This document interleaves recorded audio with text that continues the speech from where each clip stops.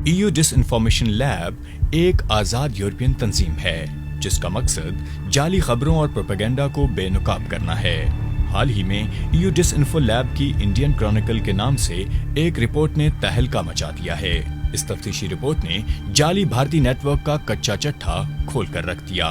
इस रिपोर्ट के मुताबिक 116 ममालिक में फैला ये नेटवर्क 15 साल से सरगर्म अमल था और 750 से जायद जाली मकामी नेटवर्क्स, 10 से जायद NGOs और पाकिस्तानी आलाकारों की मदद से यूरोपियन यूनियन और अक़वाम मुत्तहिदा पर बुरी तरह असर अंदाज होता रहा।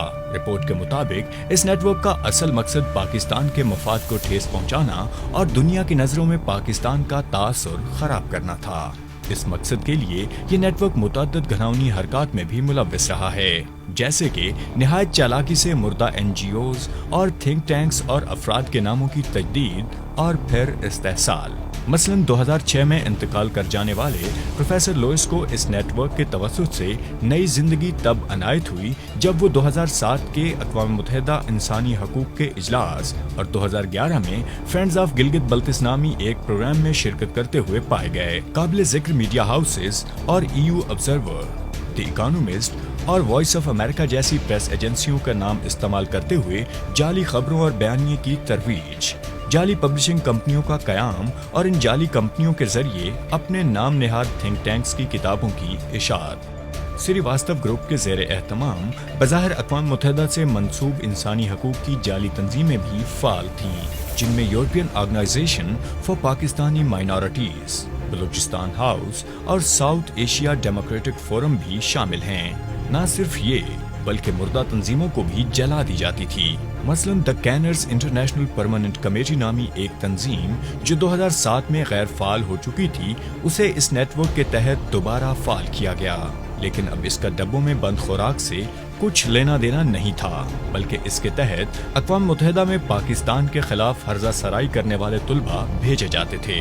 इस रिपोर्ट में ये इंकशाफ भी किया गया है कि पाकिस्तान मुखालिफ एजेंडे के फरोग के लिए 550 थिंक टैंक्स की टीम पर मबनी EP टुडे और EU क्रॉनिकल्स नामी मैगजीन का आगाज भी किया गया, जिसमें पाकिस्तान मुखालिफ मवाद शाये किया जाता था।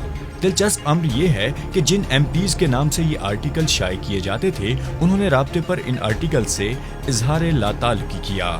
रिपोर्ट में ये इंकशाफ भी किया गया कि इस नेटवर्क ने भारतीय रियासती दहशतगर्दी का मलबा पाकिस्तान पर डालने की गर्ज से मुकम्मल होशियारी से यूरोपियन यूनियन के जाली अराकीन के वफूद कश्मीर भेजे, जिन्होंने बाद अज़ां कश्मीर में दहशतगर्दी का जिम्मेदार पाकिस्तान को ठहराया। पाकिस्तान का मनफी आलमी तासुर उजागर करने की गर्ज से टाइम्स ऑफ जिनेवा नामी एक अखबार और न्यूज़ 4 एजेंसी नामी एक जाली एजेंसी वीडियो और इशात शुदा मवाद का इजरा करती थी। ये मवाद बाद अज़ां NGOs इस्तेमाल करती थीं। NGOs का शाये करदा मवाद एक मुनज़्ज़म तरीके से मकामी मीडिया, खास तौर पर ANI और फिर 95 ममालिक में फैले 500 जाली मीडिया नेटवर्क्स के इस्तेमाल करते हुए बैनुल अक़वामी मीडिया तक पहुंचाई जाती थीं। इस नेटवर्क ने पाकिस्तान में काम करती नस्ल परस्ती को हवा देकर फॉल्ट लाइन्स पैदा करती तंजीमों को भी पूरी तरह बेनकाब किया है।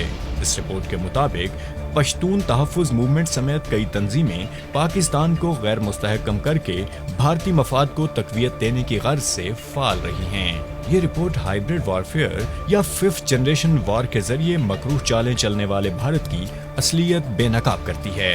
ये रिपोर्ट इस बात की वाज़ेह दलील है कि पाकिस्तान को नुकसान पहुंचाने की गर्ज से दुश्मन कोई भी हद पार कर सकता है।